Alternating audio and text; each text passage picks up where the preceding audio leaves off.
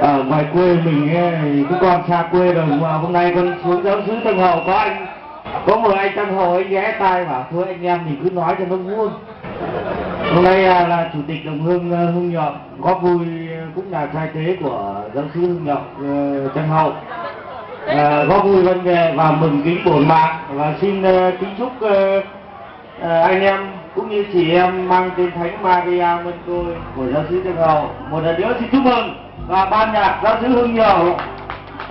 sẽ gửi đến mẹ nguồn cạnh sông. Xin quý vị và quý ta cùng lắng nghe. Tế tử giáo sứ Hưng Nhọc.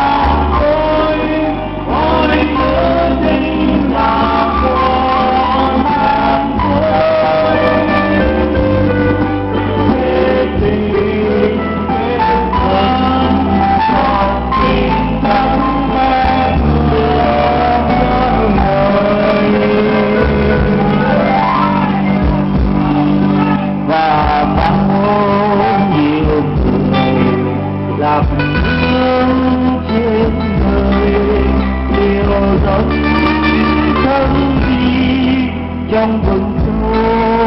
tối đoàn con xin mẹ thương mình dìu dắt con thương qua hiểm nguy gói đường mẹ buồn cây thắm chưa thấy ai xin mẹ về con với mẹ Thiên Chúa xin hãy nắng mẹ con ngày mẹ ngoan ơi ôi đứa